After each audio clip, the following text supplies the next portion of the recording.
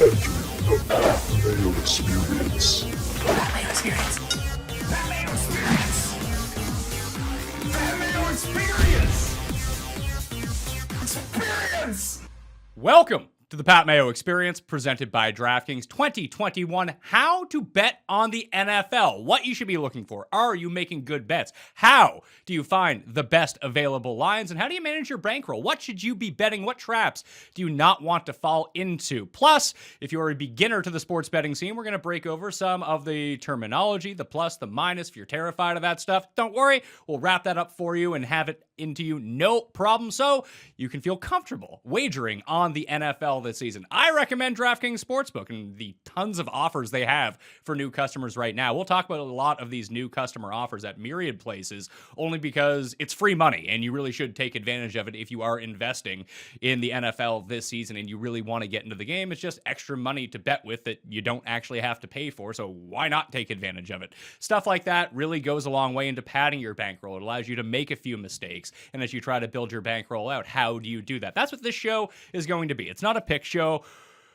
because we have enough of those on Mayo Media Network anyway. Subscribe to Mayo Media Network, by the way, and smash the like button to the video. And in the comments section, please give me your single biggest tip for betting on the NFL, whether it's always bet unders, always bet overs, where to line shop, where to find the best player prop. Should you be betting on player props? Any sort of tip that you can give people that you've had success with, or even a trap that maybe you've fallen into that you want people not to make those same mistakes, please just leave them down in the comment section of this video. If you are watching this before September 13th or something like that of 2021. I know a lot of people go back and watch this show. I do have some cash giveaways for people right now, and I'm making it super easy. We're trying to rig the Apple algorithm, so here's what we do. You can get 2 ballots into the draw by subscribing to Mayo Media Network. You do that, boom, you're in the draw. Number 2, and I'll have this all down in the description as well. If you subscribe to the Pat Mayo Experience audio podcast on Apple Podcasts, I'll have that link. Leave a 5-star review. Make up something you enjoy about the show, or that you actually do enjoy about the show. Leave your Twitter handle or email address so I can contact you if you are a winner. There's $1,000 in the pool right now. We get enough reviews that gets bumped up to $1,500, up to $2,000. So as much as we can get into that prize pool, I'll be giving back to you, the viewers and listeners out there. I want to bring him in right now. Rob Pizzola, the COO of BetStamp.app and a professional sports bettor. Rob is joining the Pat Mayo Experience team in the, well, not in the flesh, via Zoom, with myself and Cam Stewart every single Friday during the NFL season. You're a real bettor. You win at betting, unlike everyone else I know. So interjecting you into the mix and then balancing you out with Cam, who just is going to give you the worst picks, or just agree with you, one of the two, I think is going to make an awesome Friday show. I've struggled so long with my Friday show in NFL season. I think I figured it out. So thanks for being a part of the team.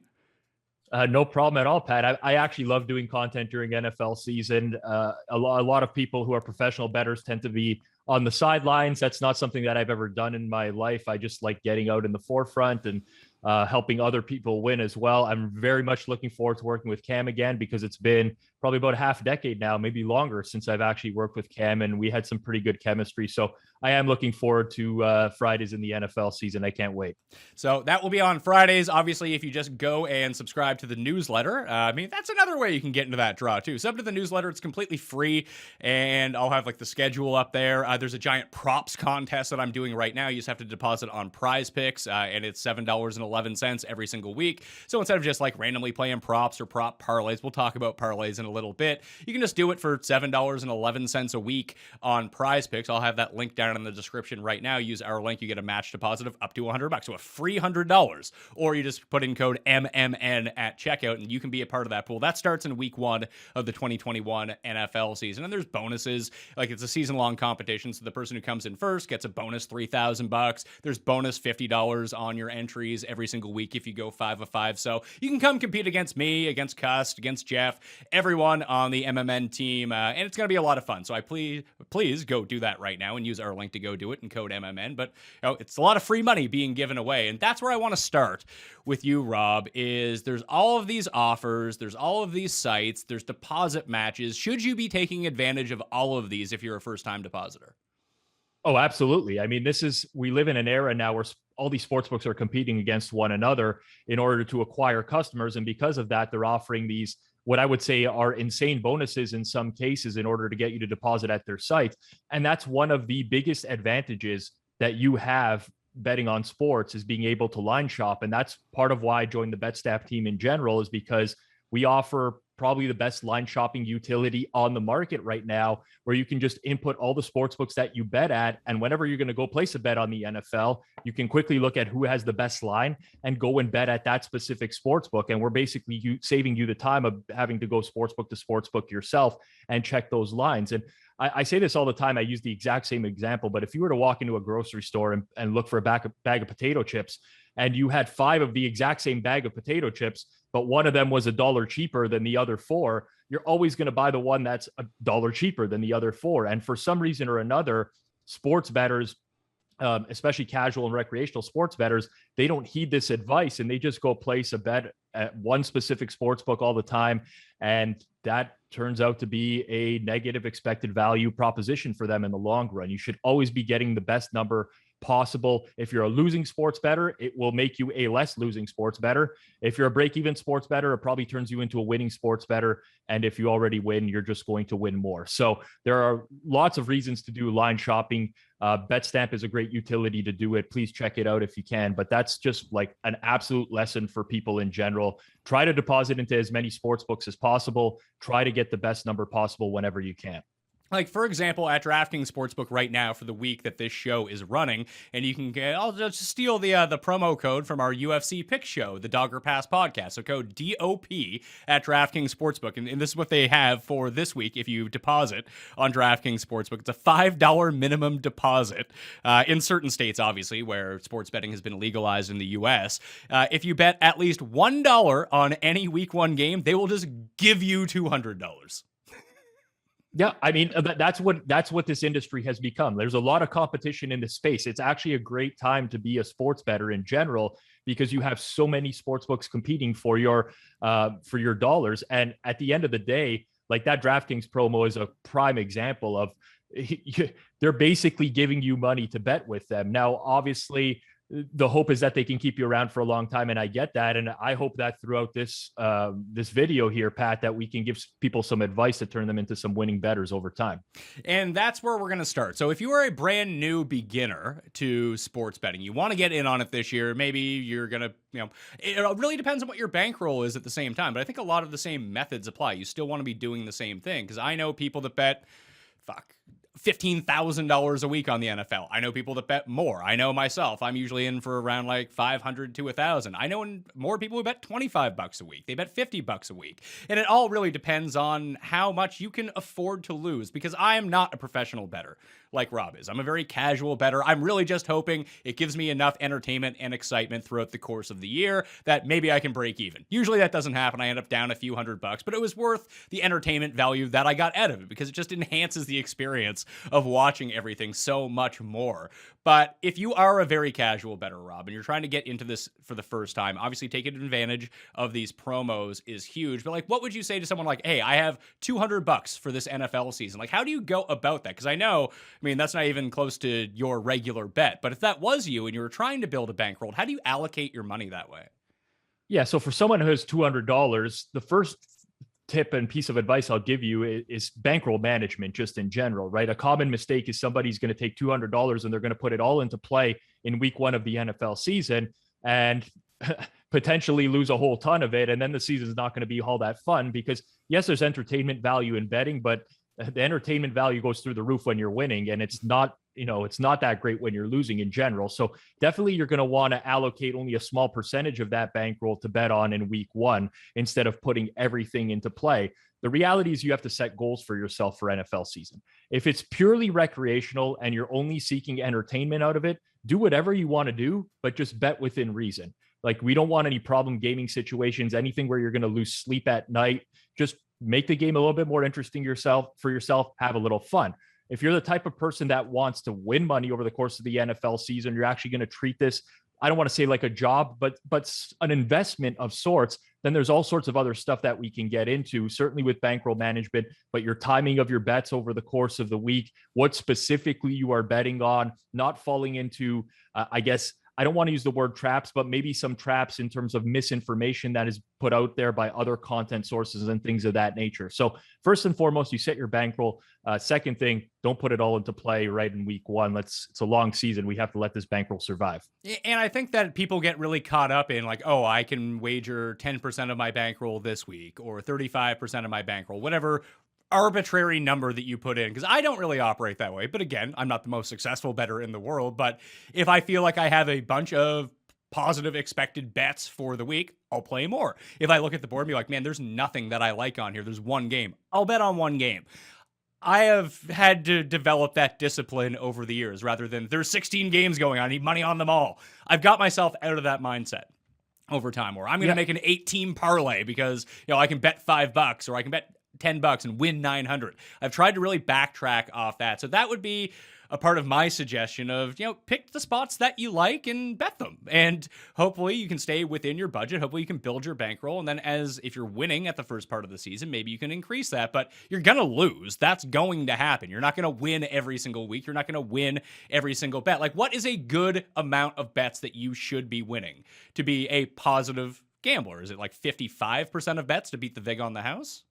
Well, so typically you're betting into minus 110 on both sides for the NFL. Now that can vary by sportsbook for sure, but if you're looking at minus 110, 52.4% is going to be your break-even point. So you're going to need to win at least 52.4% of your straight wagers. We can get into the other types of bets later on in order to overcome that vig. Now, the thing, why I preach line shopping so much and why I think it's so valuable to bettors is that yes, you might have minus 110 at a sports book on a game that you want to play, but if you have 5, 6, 7, 8, whatever amount of sports books that you've deposited into, and you're line shopping, there's a very good likelihood that you're going to be able to get a number that's better than minus 110 somewhere else. Maybe you're going to get minus 105. Maybe you're going to get plus 100. And if you're consistently doing this over time and finding the best price available to you, you're taking that 52.4% and you're bringing that number down. If I'm betting plus 100 on every single one of my wagers over the course of an NFL season,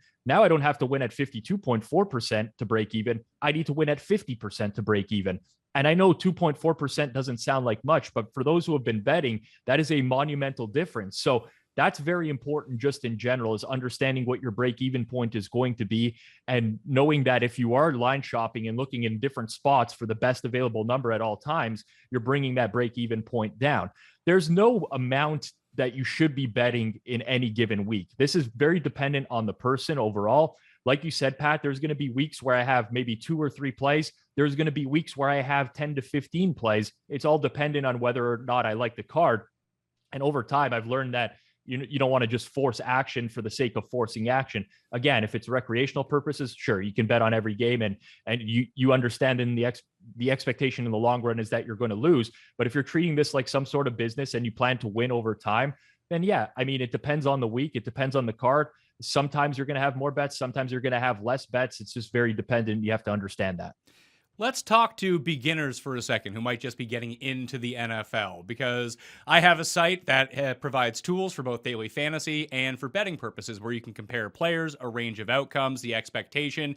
You can also go in and look at the Kelly Criterion for some of these player props of how often does a player actually go over that number and see a graph with the distribution based on the projections that are put forward. So if you go to runthesims.com, you can find all of these tools. There are free tools up there. If you want the premium tools, you can go to runthesims.com/Mayo and get yourself a discount. And I find these tools are very valuable for me when I do my information. No one is giving you picks up on this site. It's allowing you to input information, and then instead of running your own algorithm or your own Excel sheet, it's all there for you, and it's super easy to use. That's why I really like it. So I think for beginners, if you want to go do your own research on this, not just blindly tail someone else, I do think that tools like this can really help because it gives you a visualization and the probability of some of these numbers. And what do they actually mean in context of how often does Derrick Henry rush for 165 yards in a game? Well, it's not very often, but how often does he rush for 100 yards in a game versus this specific opponent? Well, you can run a simulation 10,000 times and just see the distribution of where he ends up. I think stuff like that is very valuable versus, Is there anyone out there who actually sells picks that is like the Vegas Daves of the world? These guys who claim to be like 99% winners. I'm sure there are packages out there with NFL bets that are really, really good, and you do end up winning over time. But no one has the magical cure-all where they're just giving you winning picks every week.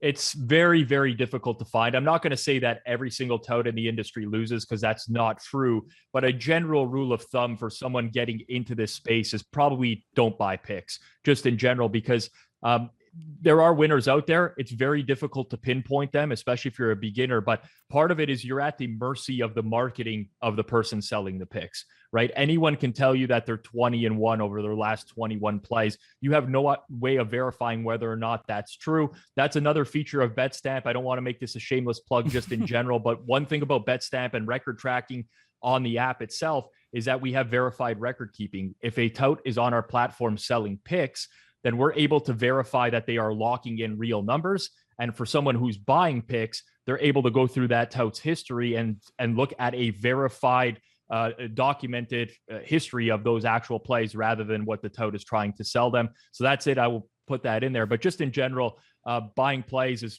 usually a negative expected value proposition. And one of the reasons why is, I mentioned that break-even point for a bettor, right? You're going to have to hit at 52.4% to beat minus 110 in the NFL. Now, if you are paying for picks on top of that, your break-even point is going to go up because you have invested additional capital, which is basically coming out of your bankroll. So rather than having to hit at 52.4%, maybe you have to hit at 55% all of a sudden because you've invested in those picks. That just makes it so much more difficult to beat the NFL in general. So that's just words of wisdom. Everyone's entitled to do what they want with their own money. Obviously, I'm a believer in capitalism and people spending however they want to, but it's going to make it that much more difficult to beat the NFL by buying picks. And that's why when you come on Mayo Media Network, no one's ever going to sell you picks on anything. We're going to sell you tools because we believe in these tools. And I think it makes it more entertaining because a part of the fun of doing the betting is doing your research. And not everyone has access or the ability to develop these tools on their own, and just making that streamline so much easier. That's something I'm really for. When we give out picks, it's always going to be free on Mayo Media Network and the Pat Mayo Experience. So rest assured, we're not going to, listen, we're not great bettors, so we're not going to sell you losing picks. You can get those for free on the internet from us if you want to lose every single week. But if you are someone who wants to go into it and do that research, again, runthesims.com/Mayo, where all the tools are available. Plus, there are free tools up there too that are research tools if you just want to go check that out. So I highly recommend that everyone go through that now. I want to hit on some of this terminology just for a second because you mentioned VIG. We can talk about plus and minus in front of lines or spreads. But let's talk about VIG for the first thing. So when you see minus 110, so let's say the Dallas Cowboys are +3 minus 110. That means they would have to cover a spread of 3. So if they lose by 3, it's a push. If they lose by 4, they lose the bet. They lose by 2, they win the bet. They outright win the game. They win the bet. However,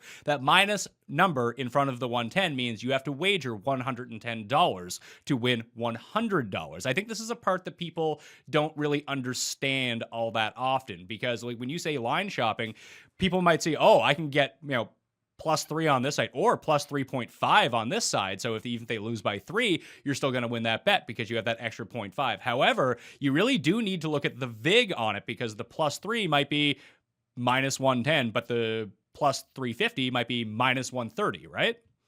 Exactly. So this is the advantage that odds makers have, right? If they were just offering you 50-50 on everything, there's really no edge. So they charge a VIG, or juice, as it's sometimes called. And VIG stands for vigorish, which is the longer form of the word as well, where over time they are expected to win because of that additional charge to a bettor. So like you said, Pat, if something's minus 110, you're going to risk $110 to win 100. Something's minus 105, you're risking 105 to win 100. That doesn't mean you have to bet exactly 100 every time, but that's just what the ratio is of what you would have to risk versus what you have to win. And this is, I think, the biggest single problem with the recreational bettor is the lack of price sensitivity. They really just don't understand. They buy points for peace of mind. Your example is a perfect one, right? Where +3 minus 110 is one number, but they might have a +3.5 minus 135 available to them. And they have to ask themselves, well, is that half point worth an additional 25 cents in VIG? And the vast majority of people just don't look at that. They're going to look at the better number, or they're going to look for it just plainly for peace of mind and say, well, yeah, I have this chance to win if it lands on 3 instead of pushing, and not taking into account the risk that is associated with that. So I think that's very important. You talk about betting utilities just in general. I'm a big fan of it. I'm a big fan of utilities and people being able to do their own thing and go through their own process in general rather than paying for picks. But there's also a lot of free resources available on the web that will tell you what each half point is worth in the NFL. So you can do your own calculation and figure out whether or not it's worth it for you to bet that +3 or that +3.5, and whether that 25-cent difference makes a difference, which one you should be doing. So there's a lot of free resources that are out there, a lot of valuable resources if you look hard enough. And that's just the beautiful thing of this era that we live in right now in betting on sports, is that you're a Google search away from finding the answer to almost every single question that you have. And in order for someone to go from being that recreational bettor who's losing, in order to take that next leap into maybe someone who's breaking even or turning a small profit, price sensitivity is absolutely one of the most important aspects. Well, those are some of the free betting tools up at runthesims.com right now. You don't have to pay anything for those. We have a expected value calculator, a hedge calculator, a hold calculator, a middle calculator, a parlay calculator, just to show you what the expected value is on each of these bets and whether you should do it or whether you shouldn't do it. And that's available to everyone for free if you just go to runthesims.com. So that's not a part of the premium tools. That's something that we want to offer to people, because that stuff, while it is a Google search away, is hard to find from time to time, because it can be somewhat like, even when I go and try to find like a parlay calculator, I try to punch in the numbers. Sometimes it's in American odds, other times it's in decimal odds. And frankly, it depends on where the site is coming from, that it can be really confusing to deal with. Well, I know I've experienced that firsthand in my lifetime as well. And I think a lot of people get overwhelmed with the amount of options that are available to them or don't understand. So I can completely understand that point of view. Simplicity is key in this space. But at the end of the day, if you are betting, you really have to be able to tell which of these is a better price. Again, BetStamp will do this for you just in general, but if you're not going to use BetStamp and you want to do everything yourself and have your own manual processes, then for sure you're going to be able to need to tell which of these is a better line. Like, you're not going to go sportsbook to sportsbook and see the exact same line across the board. You won't log into every site and see -4.5 everywhere. You might see some -4s. You might see some sites at -6 with different VIGs on those, and being able to process which of those is the actual best bet is absolutely one of the keys to becoming a winning bettor. Is there any sort of rule of thumb? Because I know that some people like buy the half point. That always, it's like, to me, that feels like taking insurance and blackjack, where it just seems like the worst possible idea. Like, they wouldn't offer that if it wasn't good for the house, to me. I think that's just great advice. And I couldn't put it better myself. At the end of the day, those types of bets, especially buying points, are usually being offered because there is a built-in house advantage. Again, a lot of people will get suckered into it because it's peace of mind for them. If I'm going to bet an NFL game and I see +6.5, and that's the best line I can find anywhere, there's going to be a part of me all the time that wants to buy that up to 7 because, there's this chance that they might lose by 7. The reality is, yes, there is a chance that they will lose by 7, but what you are being asked to pay in order to buy from 6.5 to 7 is almost always worth more than what the actual probability is. So just in general, I never speak in absolutes in sports betting. There are always going to be instances where it's worth it to do something or not do something, but 99.9% of the time, buying points is not going to be worth it in the NFL. We should probably talk about parlays for the sake of beginner players too, because there's no more fun thing in the world, Rob, than sitting there on a Sunday morning like, this guy's out. There's weather in this game. I'm going to put together this 5-team spread or money line parlay, and I'm just going to follow. I don't know how it could lose. I look at this payout. It's like, this is amazing. I'll throw $50 on this one. And then it's just instantly, you're absolutely crapped out. So are there times when parlays are viable? And is there amount of like legs on a parlay that you actually do want to do? Because that seems like not necessarily the ultimate trap for the casual bettor, but it's like a lottery ticket at that point where those aren't winning bets.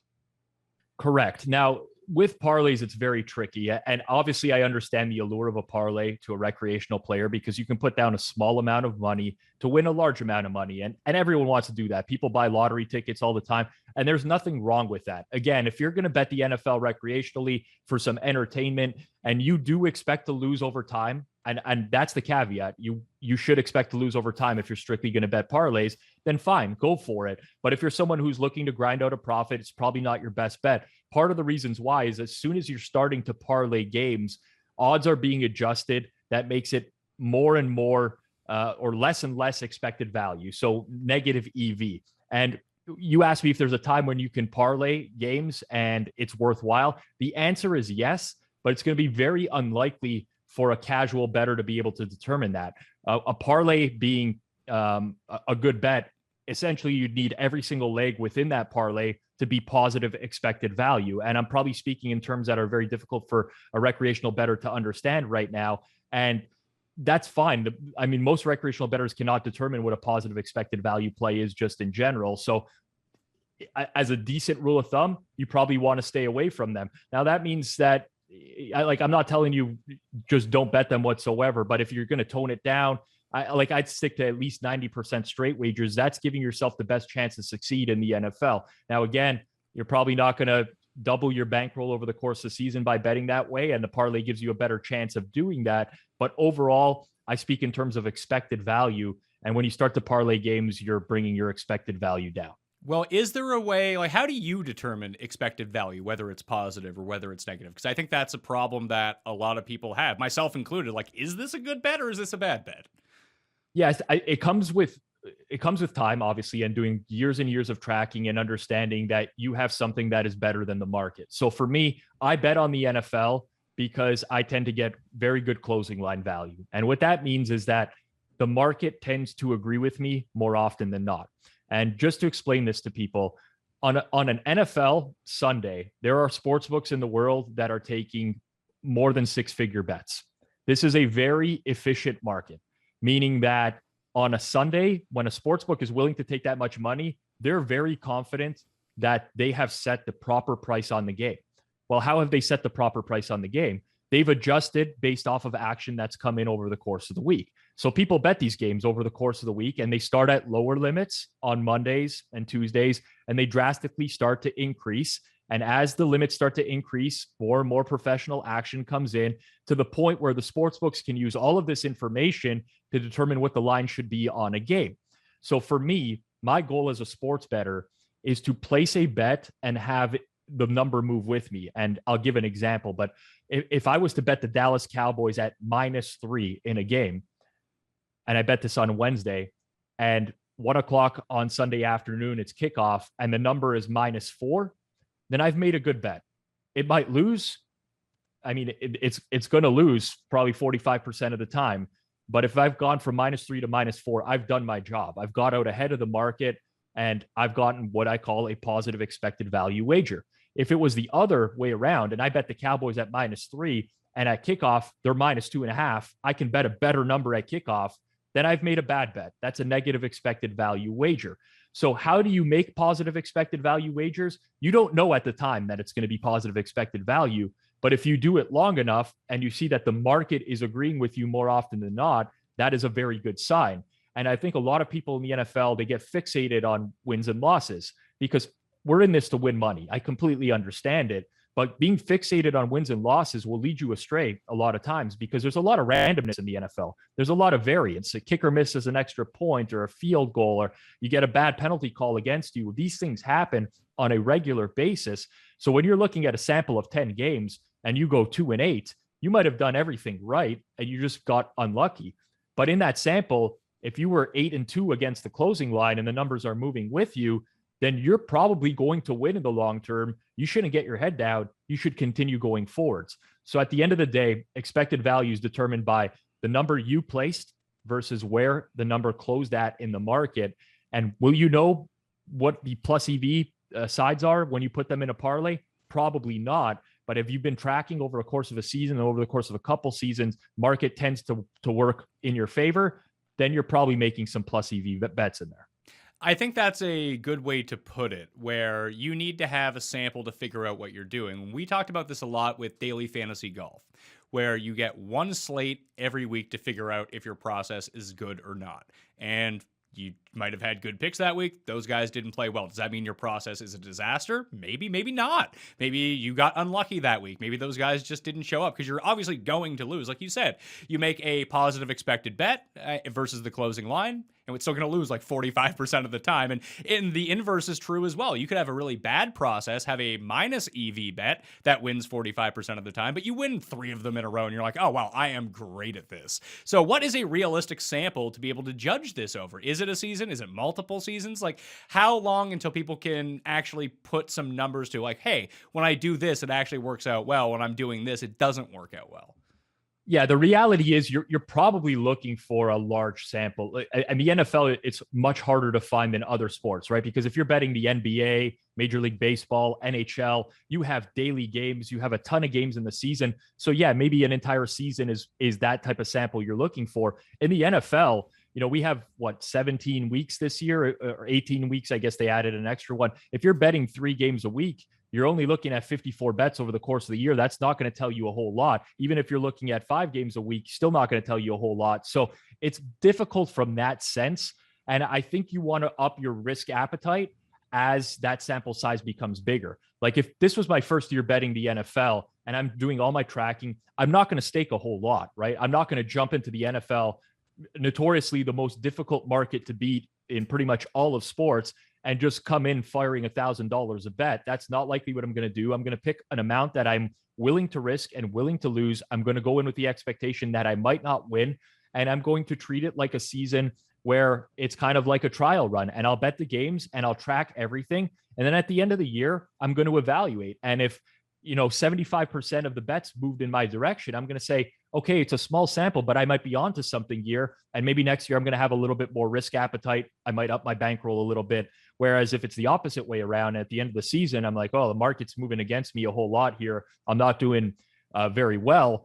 I'm probably going to either take a step back and say, maybe I'm not going to bet next season and just track my stuff. Maybe I'm going to bet the same amount because I'm comfortable losing with it, but I'm not going to up my stake. So the sample, the larger the better is the reality of it. Typically in most sports, you'd be looking for like at least 1,000 games. You're not going to get that in the NFL. So it's a little bit more tricky to evaluate from that point of view, but you do have enough data to make some decisions that aren't like, you're never going to be certain about it, but you can say, I'm moving in the right direction here. Potentially it'd be worth me upping my bankroll next year, betting a little bit more on these games.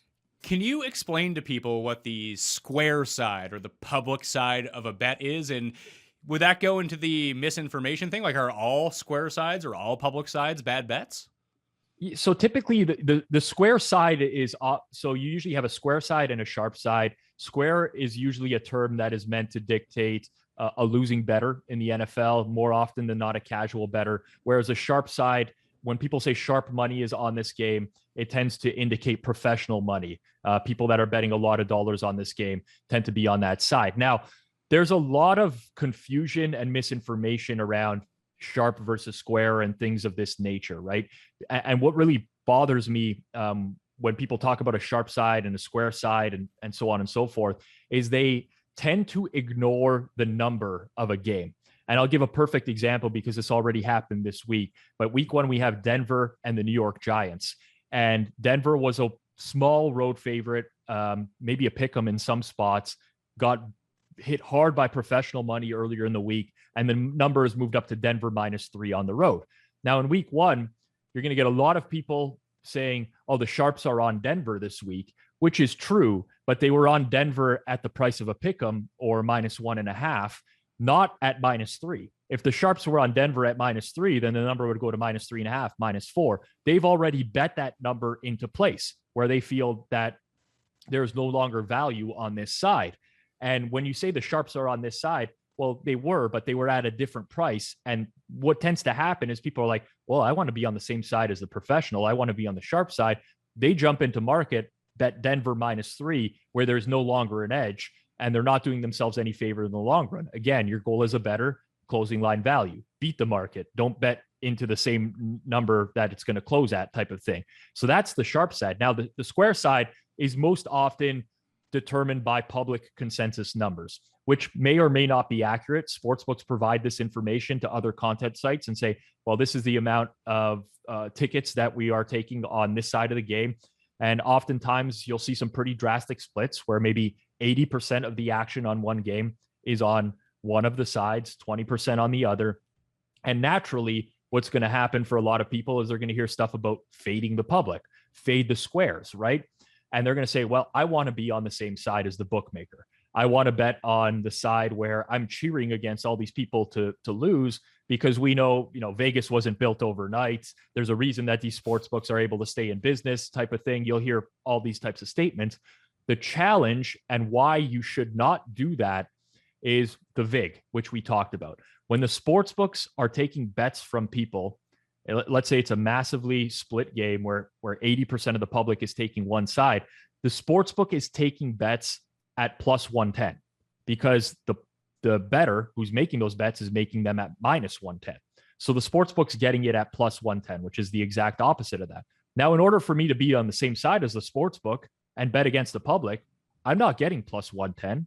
I'm getting minus 110 because I have to go and actually bet that with the sports book as well. So there's a 20-cent difference between the price that a sports book is booking the wager at versus what I have to bet to be on the opposite side of the public. And no one seems to talk about that, but that is a massive difference between booking a bet and actually placing it yourself. So that's why I don't buy into the fading the public strategy, because yes, the public loses over time, but they're losing because of the VIG that's charged. Now, if I'm like, just to bring it back even further, but I mentioned that 52.4% number as a break-even point earlier. That means that the sports book's break-even point is the 100% minus 52.4, 47.6. That's what the sports book has to win at in order to break even. For me now, if I'm betting to be on the same side as the sports book, I'm laying minus 110. I'm not having to hit at 47.6% to win. I again have to hit at 52.4. That's a difference of almost 5%, right? That's 4.8% difference of what the sportsbook needs versus what I need. And that just goes completely under the radar. You see all sorts of stuff about fade the public. It's one of the biggest conversations in the NFL every single week, but it just doesn't hold true because the numbers are completely different. So to get back to it, the square side is the public side more often than not. I don't know that it's necessarily information that you need to know on a weekly basis. I know a lot of people are scared about being on the public side now and then because they know that they're in the long run going to lose being on that side. But there's just so much more that plays into it that's just not being taken into account by the average media outlet, Pat.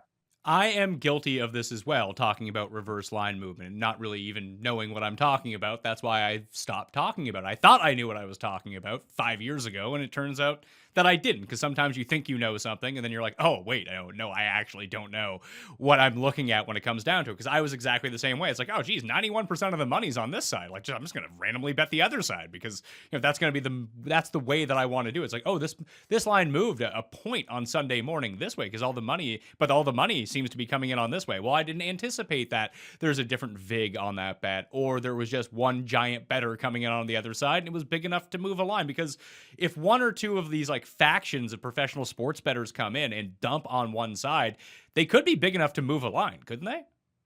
Oh, for sure. I mean, it depends on the sports book and how they're going to move. There's a lot of different reasons that a sports book would move a number. Obviously, news is always going to be one of them.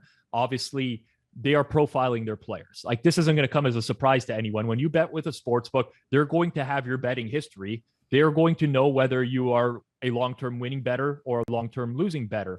So yes, there's an amount of money that will probably move a line on a game no matter what, because sportsbooks have a certain risk appetite. They don't want to, like, if someone's placing huge bets on one side, they're going to want to try to draw some action in on the other side to balance that out.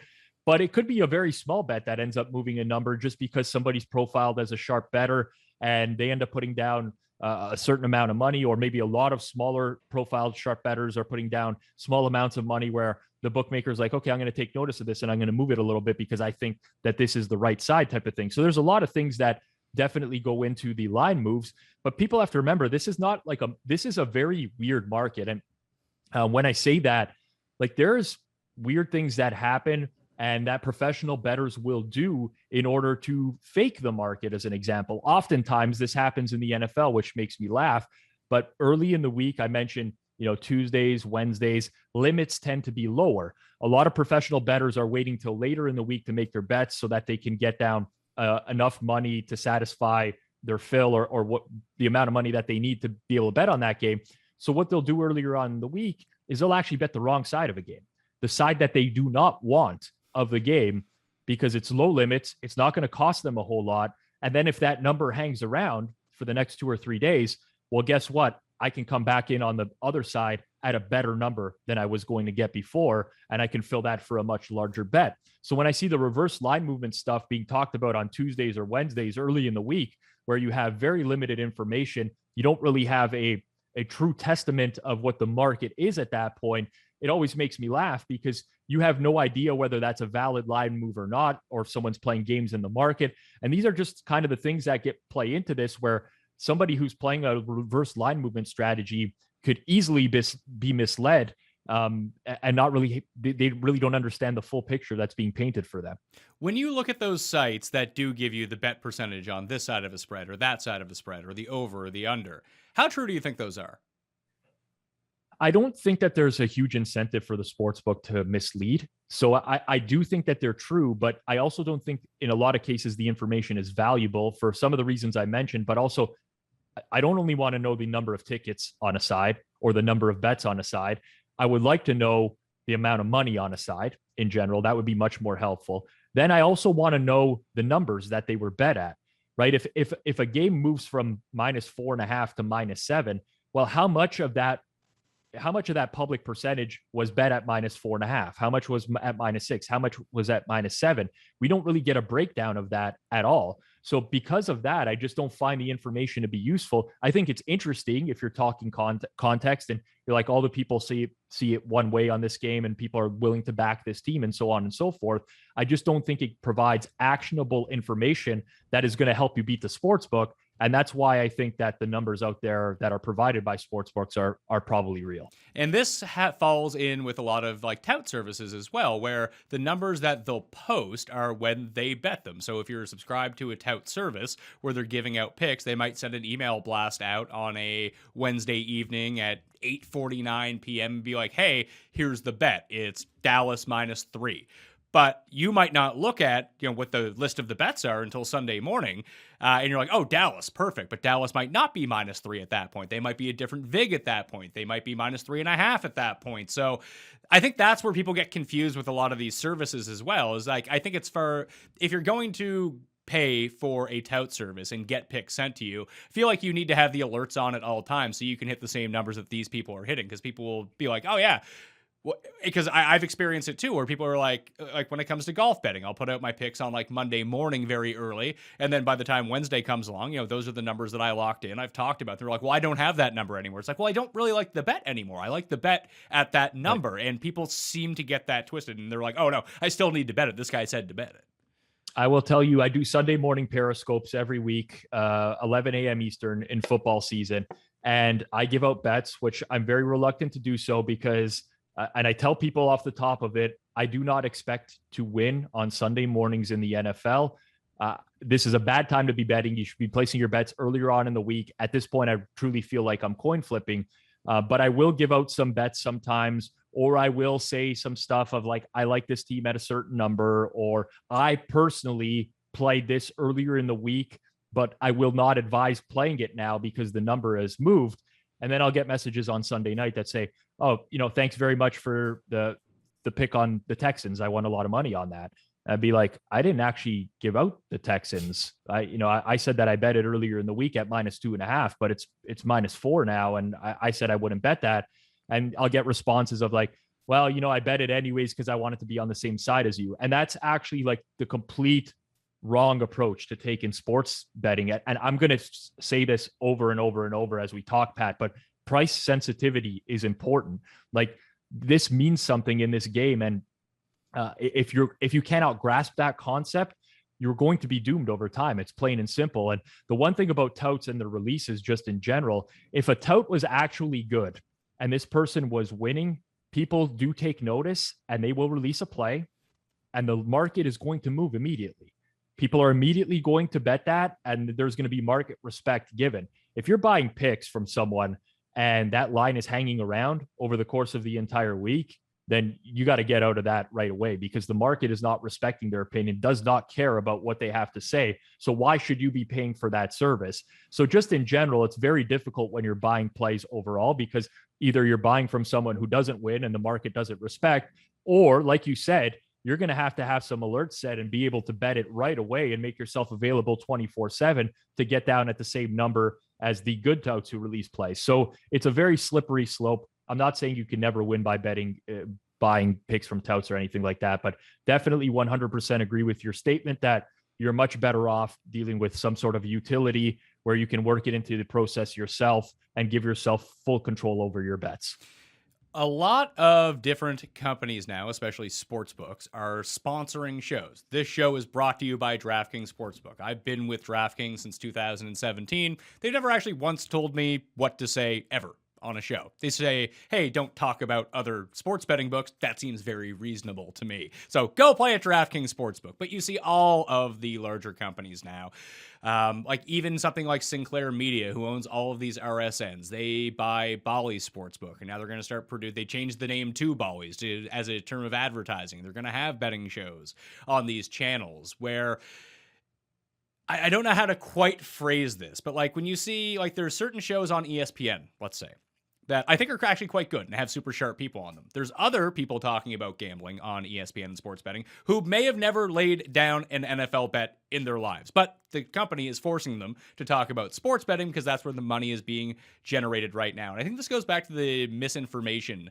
thing or the wrong advice type of thing, whether it's something to the extent of reverse line movement, or when people will tout you facts. That this is the Feinberg move. He loves it so much. This team is 1-41 against the spread at home in games on 1 p.m. when it's above 65 degrees out. Like, I feel like that stuff is only proliferated because there's a lot of people who don't actually use these numbers and they don't bet, but they're out there as talking heads in very important positions because there has to be so much sports betting content now. And I think that's where people get it twisted a little bit. Is I don't think the sportsbook are ever telling anyone what to say, because what do they care? They just want to get people betting on their site, whatever it is. The problem becomes, are you hiring someone who actually bets and understands what they're doing, at least to an extent of they can talk about it intelligibly. Whether they win or not, I actually don't care about in terms of the content. It's like, oh, if I listen to that person, are they talking smartly about these things? Do they have a grasp and an understanding? And that doesn't mean you need to bet a ton of money in order to do that. You see a lot of different content providers who are like, hey, I'm in the content business. I'm not in the pro betting business like you are. I would say that's someone like me. I feel like I can speak intelligibly about the situation. I might not always have the best picks, but I feel like my reasoning, at least in my mind, comes through where other people are using these like really weird numbers. At least I feel like I'm targeting the right things, even if the process is good, picks are bad. Yeah, I understand what you're saying. Listen, the sports betting content is extremely tricky, and people have to understand that this has kind of come together over the last couple of years, especially with all the regulation that we've seen happen in the United States and now the regulation that's starting to happen in Canada as well. And people weren't necessarily prepared for it. It's not like there was this influx of sports betting experts and analysts out there that could just jump into media jobs and do this. So a lot of networks and content sites had to repurpose people who were just sports fans or worked in some other aspect of the site in order to cover sports betting. And because of that, you just end up with a lot of fluff and misinformation in the space. And it is what it is. I mean, I'll personally kind of bury myself a little bit in this situation, but there's a couple things, right? As a consumer of content, if you're consuming it for entertainment purposes, then so just do it. Like, consume whatever you find entertaining. You know, even if you're betting on it and it's minus EV stuff or a lot of it's garbage, if it's for entertainment and you get something out of it and it makes your life improves your life a little bit, by all means do it, right? Then there's what you're talking about is my Wednesday show with me, Tim, and Jeff. There you go, right? Like it's they might get something out of it in terms of actionable betting information. They might not, but if they're entertained watching it, then I don't understand the harm in that, or I don't see the problem in that. And especially, Pat, I know you talk about responsible gaming just in general as well. And you make a point of emphasis of that as well, which I think is very important. So I don't think people are being like it's sheep being led to slaughter type of thing. But there are people who do pass themselves off as experts in the space, and they give out actionable information and picks and things like they are actually experts. And for me, if I'm a consumer of content, I'm going to take a step back and I have to ask myself, why is this person producing this content? And there's lots of reasons for it. I mean, obviously, we all want to monetize in general, whether that's through affiliates and sending players to sports books or subscriptions or whatever. But in a lot of cases, that in itself is a good enough answer to say whether or not someone is trustworthy in terms of following their information. Again, this has nothing to do with entertainment anymore. If I'm just someone in the space that is blindly looking to back someone else's picks, or taking what they have to say in terms of strategies to heart, I have to ask myself, what is incentivizing them to give me this information? Even me, I'm here promoting BetStamp in some capacity. I bet on sports for a living. I mean, no one can really confirm that other than my betting partners and close friends. I just come up and say I'm a sports bettor, and people are expected to buy that. But there's people on other sites that are definitely sponsored by sports books in some capacity or some other website where they're sponsored. They're getting sponsorships with the goal of directing traffic to the sports book. And at the end of the day, if I'm going to be betting that person's picks, I'm going to ask myself, why would I, somebody sending me to this specific sports book and telling me to bet these plays, why is the sports book allowing this to happen type of situation, right? So content is a very tricky in this space, and we're kind of in the era of misinformation and whatever, but I'm never going to crap on entertaining content in general because I just don't think that there's enough of it. And if you're consuming content in this space for pure entertainment, just do it. I mean, enjoy it and whatever. But if anyone is trying to sell you anything, I think you take a step back in general and say, what does this person have to gain? I still might buy it. I mean, but I have to ask myself, why am I being sold this by this specific person? Yeah, and that's one of the main reasons. Like for golf, I'm partnered up with fantasynational.com, one of the sites that I helped create, and that was for golf. And again, there's no picks on the site. It's all research tools because I found that is what was lacking in the space. That's why I helped create runthesims.com. Again, /Mayo for that discount. Got to get those affiliate numbers up, Rob. But the whole point was it's hard to find these tools. Like when you go through your process, you've built yourself your own tools. I can't do that. I'm a dummy. But if I had the tools in front of me, I feel like I could use them or customize them the way that I would want to. And that's what we're offering up is just, you can run the baseline numbers are there. You can put in your own numbers in order to change what gets spit out from these computers. And the whole site is built on simulations. And, they've been back tested. And if my partner who helped create the site is one of the most winning daily fantasy showdown players in the history of the world. And it was his tools that we helped make into a site. So I wouldn't push anything like that onto people that I didn't truly believe in, that I think that would really help people. That doesn't mean it's for everyone at the same time or that you need it in order to win. I just find that stuff like that is helpful. But I think that there's a big difference between something like pushing a tool site where people aren't giving picks and pitching a site where there is picks. I think the best way that you can go about it is if there's tools, if there's pick, but there's also teaching tools on a site as well, because I think that's one part of the industry that I think a lot of these premium products have gotten into because, yeah, there are some people who just want the picks. What are the picks? Give me the picks. I want to bet the picks. I want to play the picks.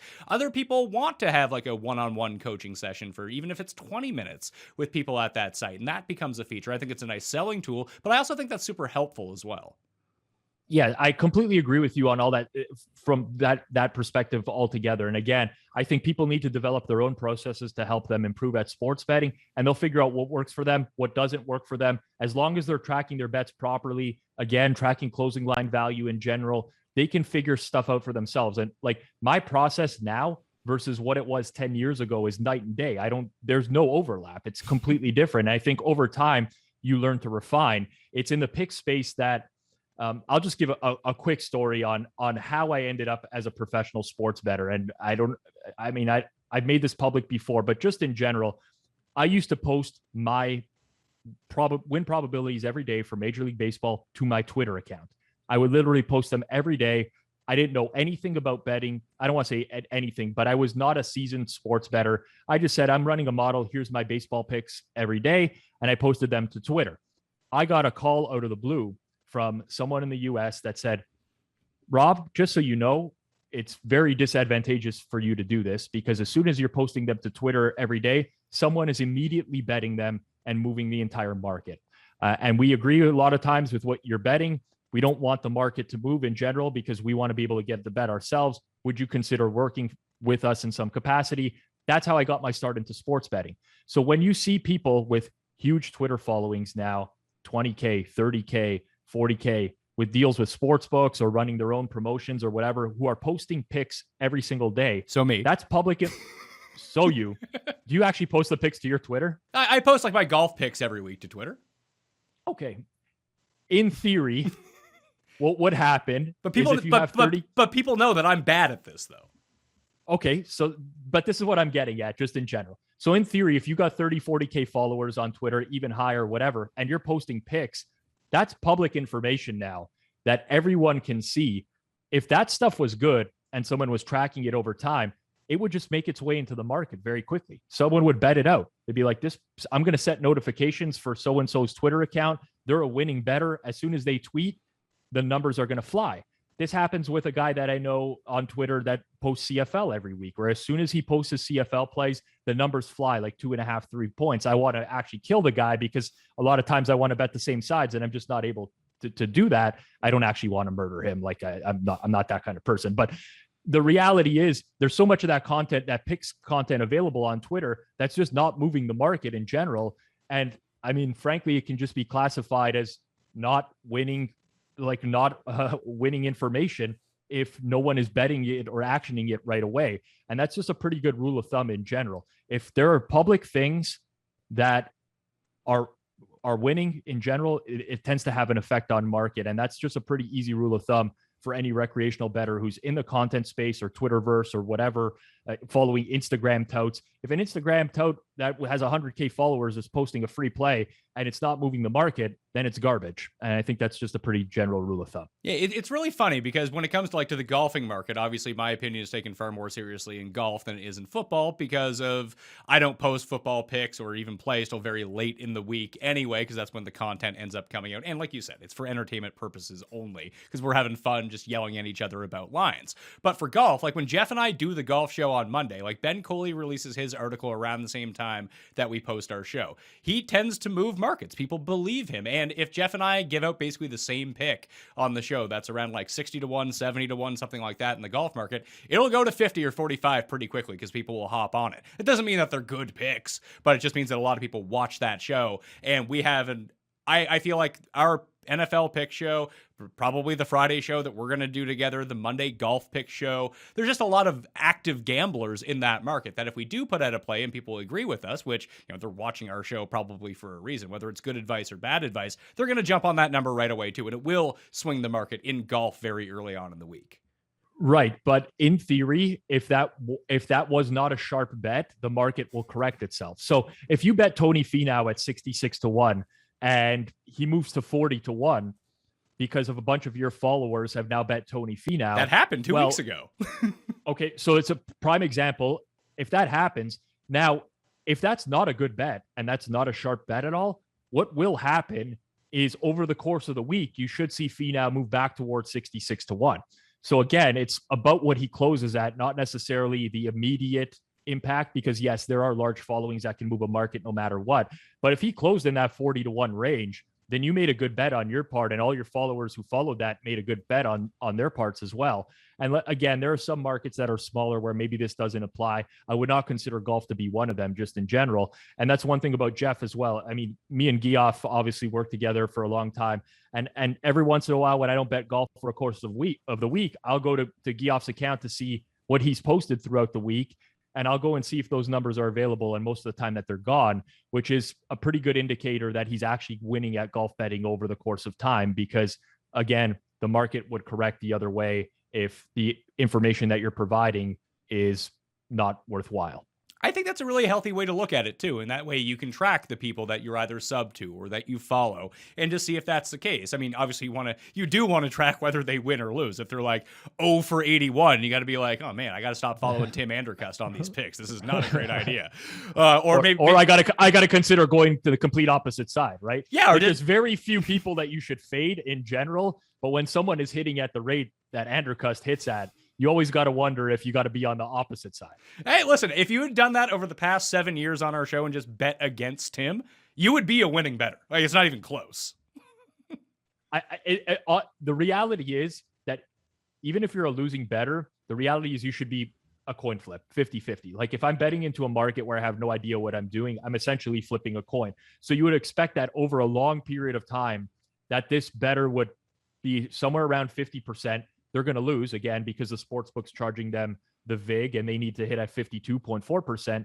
So they're a losing bettor, but it's extremely rare to see people in that kind of time frame, like where we're talking about years, 7 or 8 years, like you mentioned, hit at a clip that is like 45% or even lower. Those are just the head scratchers where you're like, how is it possible that someone is so bad at picking games that they're worse than an actual coin over a long period of time? Well, there's a main reason that the fourth picker on the show with the spread picks, mainly to rival Tim, is this coin that we flip for each of the games. I mean, it's a brilliant idea, obviously. Like if you lose to the coin, I mean, it's the same reason why I had my tortoise go head to head with another guy who claimed he was a winning bettor and he ended up losing. I mean, is this just, you got to prove a lot of these guys are at the end of the day just coin flippers, maybe even worse. Have you looked into same game parlays at all? Because I know that where we are located, at least with the books available to us, they don't have this. But I've seen a few books do it. DraftKings Sportsbook is going to do it this year. And the first thing that jumped out of my mind is like, parlays, that's dumb. However, if it's a same game parlay, you can actually make a correlated parlay a lot of the times. Now, I don't know if the odds are going to be beneficial to you because they're probably, taking an extreme rake on that to allow you to have correlated parlays. But like at the main books that I bet with for the NFL that are available in my area, you can parlay player props together, but you cannot parlay any props from the same game together if you're going to do it. So if you wanted to play an 8-player prop parlay, they have to be from 8 separate games, and over and under, whether it be rushing yards, receptions, receiving yards, passing yards, whatever it might be, but only one guy from one game. But now DraftKings Sportsbook is offering these same game parlays where I can be like, oh, well, Tom Brady over along with Mike Evans over, Chris Godwin over. I don't think they're going to run a ton, so Ronald Jones under. And on the other side, if they're getting waxed like that, and I think it's going to be a high total game, I can go Dak Prescott over and CeeDee Lamb over with Ezekiel Elliott under rushing yards as well, because I think that they're going to be playing from behind, and put those all together in the same game parlay. I think in theory, there could be an edge to be had, but I guess it would have to be about the odds, wouldn't it? There is an edge to be had. So I've actually looked at the odds that DraftKings offers on those, and the correlation is strong enough that it's going to overcome the VIG in general. So I would actually encourage people to make those bets. Now, obviously, that's an acquisition tool of sorts. Like DraftKings knows that they're probably going to take a loss on those in the long run, but it's a good way to get players in the door. But if you're a player, hey, why not do that? Like, why not deposit and do something like that? And I think you hit the nail on the head with exactly how you should be playing these types of props just in general. You could also parlay them with the game total as an example.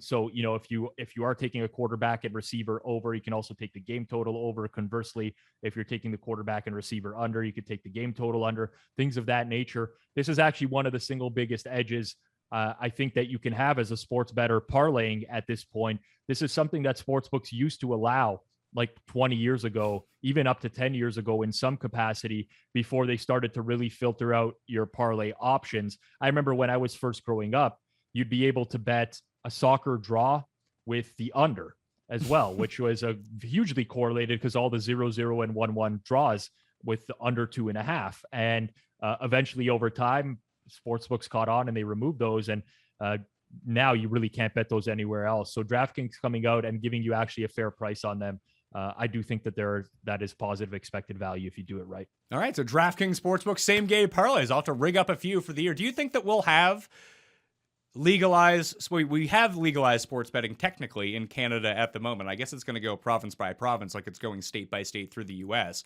but I guess it depends on where you'll be able to live. Do you think that we'll see some of these American operators in Canada by the end of NFL season? I do. I would put it probably at around 75% or so. Obviously, the provincial governments, depending on how they want to regulate within their individual provinces, are going to accept applications from whether it's American sports books, Euro sports books, Australian sports books, or whatever, to allow them to operate and give them legal gaming licenses within the province. But I would be pretty floored if we didn't start to see the big players from the US space, at least now, in Canada by the end of the year. Let's call this section Traps and Bad Ideas. So I have a few for you. Don't just go chasing plus money. And I can tell you from experience, this is something that I've done over time. It's like, oh my God, this player prop is plus 130. I can envision a way it gets there on the under or the over, and just start taking, because you don't want to lay 15 cents on each bet. I'd rather get 15 cents on each bet. And it sometimes just pulls you, because they don't want to adjust what the number is. They want to adjust what the VIG is on each side of it. So instead of it going from like 3.5 receptions up to 4 receptions, it stays at 3.5 over under receptions. But to bet the over becomes like minus 165. And then that the under is going to be like plus 130, something like that. And where they're really taking 35 cents of VIG on each side, because the player prop market can be a bit fickle like that. And you do have to look at the VIG a lot of the time. But I would just say don't necessarily just go chasing plus money all the time. The other big one, and I don't do this, but I know a ton of people who do. Oh, I had a bad 1 o'clock slate. Then I had a bad 4 o'clock slate. You know what I'm going to do? Win it all back on the Sunday night game. Both ring true to me. I mean, the first one, the don't go chasing plus money. I love Cam Stewart, but I would call that the Cam Stewart just in general. Like, I get it. Your underdog prices are always appealing because you're putting down less to win more. I mean, it's just not, it's not a tested and true formula for beating sports betting in general. I mean, favorites and underdogs over the course of a long period of time, if you're betting a favorite on the spread versus an underdog, it's going to be very close to 50-50. So don't kind of fall into that. That's just like, that's completely false. The other one that you talk about is purely bankroll management. Like, you just can't be doing stuff like that. That's kind of like the martingale strategy in roulette, right?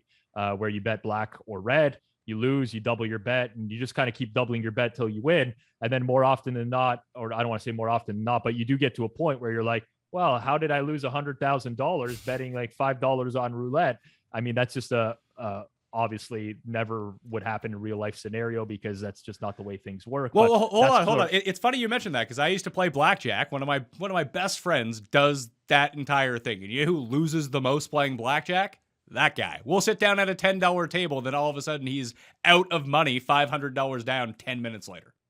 So the complete problem with doing that in blackjack is that when you're losing, it's likely that the count is not in your favor, and you just keep doubling your bet. It's actually working into the house's hands, because they actually want you to bet more when the count is not in your favor.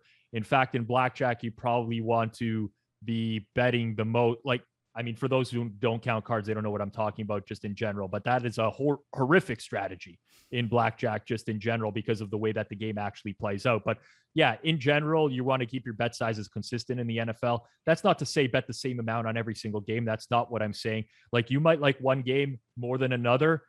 Go ahead and bet more on that game, because just in general, and this lends itself to everything in life, not just sports betting, when you think your edge is bigger, you are going to want to bet more on that. Like, if you got a stock tip that was a certainty or near certainty, you're going to want to put more on that than just a stock tip that you think is going to come through, type of thing. So for sure, you can vary your bet sizes, but chasing is probably the single biggest way to ruin your season just in general. You kind of just have to forget about things in general, and it's easier said than done for sure, especially those 1 o'clock games where maybe you go 0-4, 0-5, and it just feels like a horrendous day.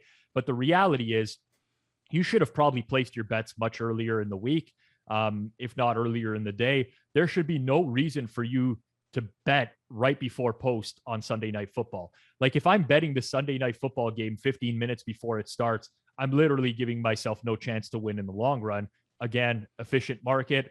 By that time, the market is already set what the price of the game should be. Unless there's some new information that breaks 15 minutes before the game, quarterback's out, sure, go ahead and bet it immediately before the number moves. But by that time, the market's already settled on a price, and you're just chasing losses from earlier the day at a coin flip.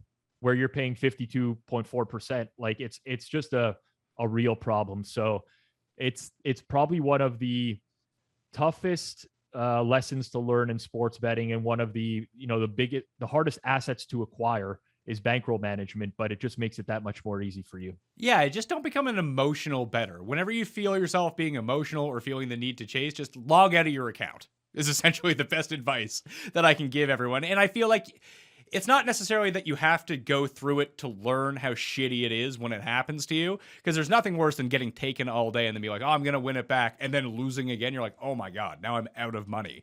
What happened? And that's generally what happens to people when they go through it. I've been there. I'm sure you've been there at some point in time where you've made the emotional bet and be like, what the fuck did I do? Oh, for sure. I mean, I lost a ton of money betting on sports when I was younger, right? I was one of those sports fans that had a huge ego. I watch all the games. How can I not win at betting on these sports? And really, that has nothing to do with it. I mean, a lot of it is just being very methodical in your approach, and being able to bet the right amount on games is crucial to your success. For those people who are making numbers on games and they can actually quantify their edge in some sort of way, you talked about Kelly Criterion earlier, Pat, but that's just a great way to, it's literally a mathematical formula saying, okay, you make the game -4 and you're getting -3. This is how much you should bet on the game with what your bankroll is. Now, you shouldn't use anyone who wants to take this advice, and I think it'll be a minimal amount of people that are listening because it's very mathematical, but anyone who wants to use Kelly Criterion, do not use 100% Kelly, use a fraction of it. So maybe if it tells you to bet a certain amount on a game, you use 1/5 of it, because Kelly was not designed for sports betting in general. It was designed for other things. But that's just a very easy way to take the human side and the emotion out of it, where you make your number on a game, you compare it to the book's number, and then it's simply, okay, how much should I bet based off of a mathematical formula?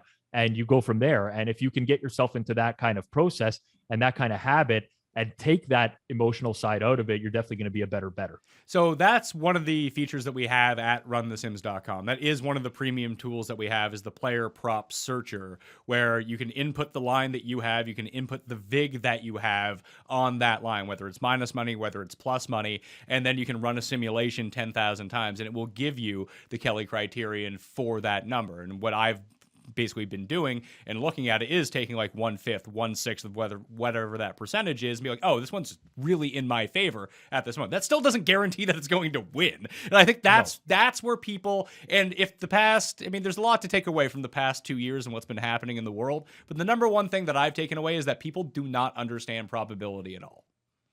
I would wholeheartedly agree with that. I think people speak in terms of certainty all the time. I think this is just the way society is now, but there's always polar opposite ends of every single thing. But yes, people do not understand probability at all. I mean, I can say that a team has a 57% chance to cover the spread. That's a pretty sizable edge, right? You subtract 52.4%. That's over a 4% edge. A lot of people in other spaces would love to have a 4% edge on something. I'm not guaranteeing that they are going to win. So if they lose, so be it. I think I made a good bet and it ended up losing. It's never 100% or 0%. And people really do have a tough time grasping that just in general. Yeah, whether it be decimal points or even just very large numbers, whether something is 95% or 99% applied to just a gigantic sample. Like the difference between 97.1% and 99.8% of an outcome is gigantic. And I don't think that people realize that.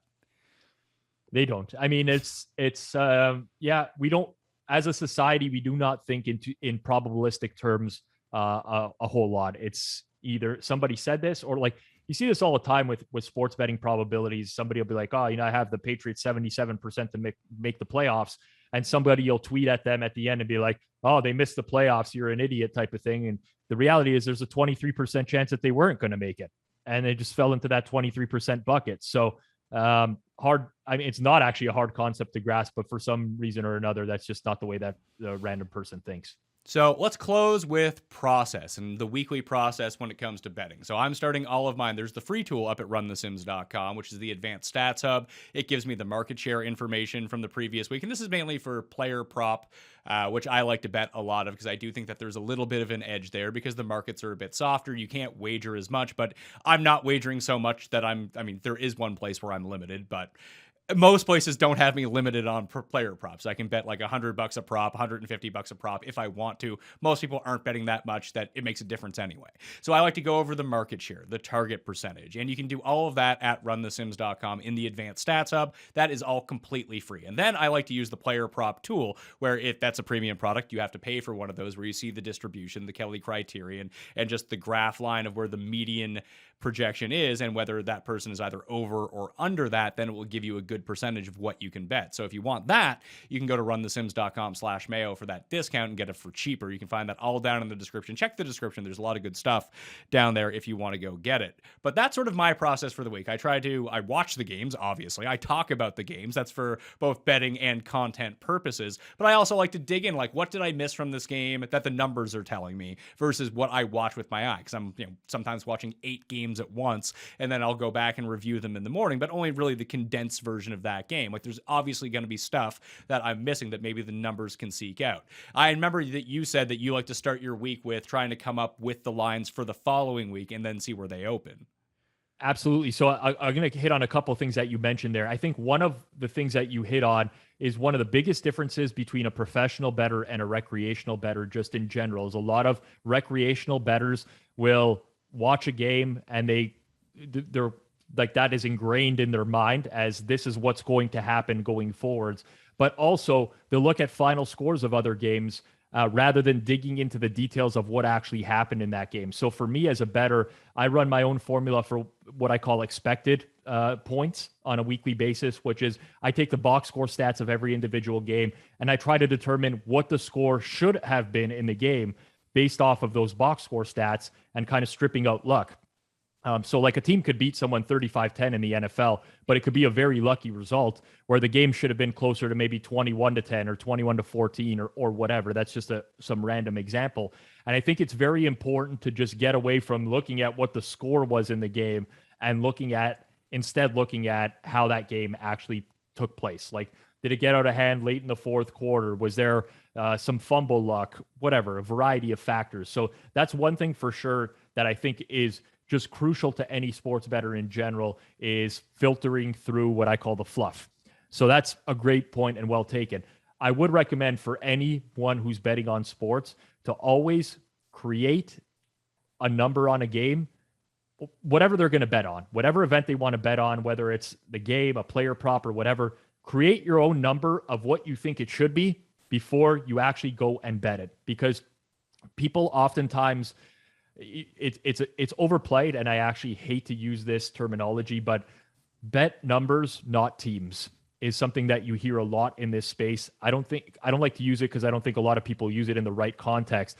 But just in general, what that means is there should always be a number in a game where you're willing to bet either side.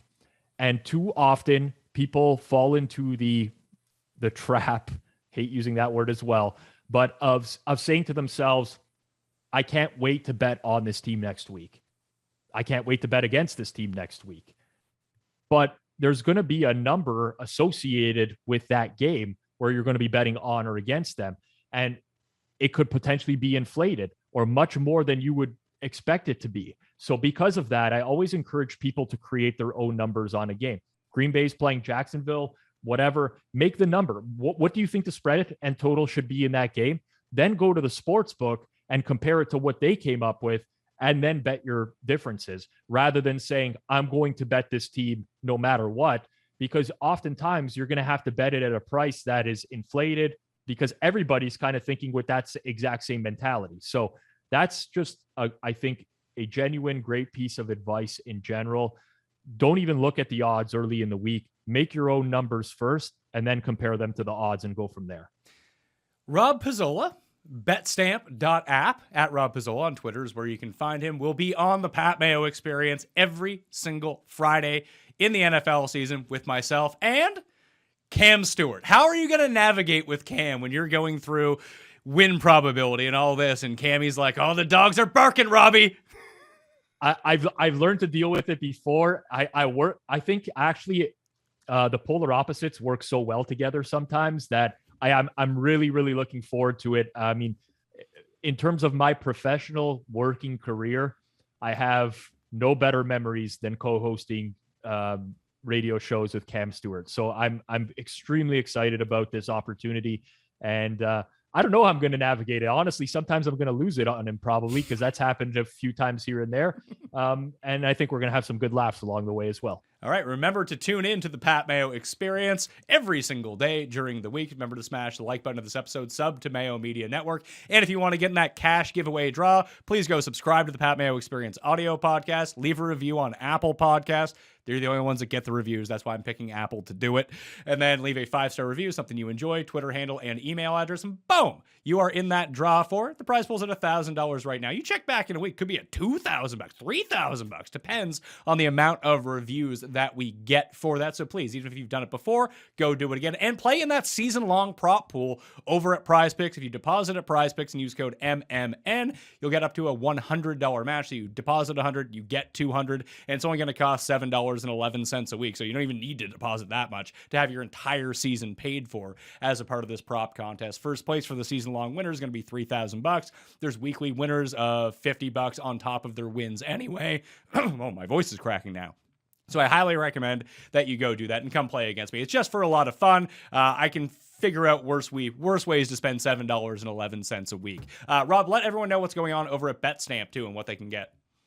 Yeah, please just give the app a look before the NFL season starts. I never will stand for something that I don't think provides utility to bettors. This is a tool that has been built by professional bettors that we use every single day. That doesn't mean you have to be a pro. You can be recreational as well. But I talked about line shopping earlier. It's extremely important. And the importance of record keeping. I cannot state this enough. The app will calculate your closing line value for you. It will tell you where you are doing well, where you are doing poorly, potential changes in your process. So give it a shot. It's in the Apple Store, and you can download it in, I don't know, what is the Play Store on Android as well, or you can just visit betstamp.app, app.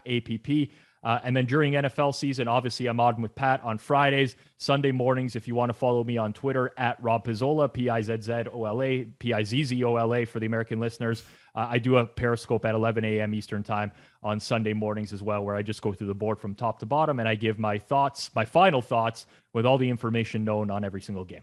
All right, and runthesims.com has all those research tools. When we were talking about win probability and expected points, that's all a part of the free advanced stats hub if you want to do your review that way. You just have to put in an email, no credit card or anything like that. So you can just sign up with your email and use the advanced stats hub to as much as you want. And all of those betting tools I talked about too, like the parlay calculators, the hedge expectancy, that kind of thing. If you want the premium tools, which include the prop betting tools, the game simulations, which are customizable, the DFS optimizer, anything like that, it's going to cost money. So runthesims.com/Mayo to get yourself a discount on that. If you're serious about really doing your own research this season and you don't know how to create advanced models, the site will do it for you. You just tell it what to do. All right. I'm Pat Mayo. Thank you for watching.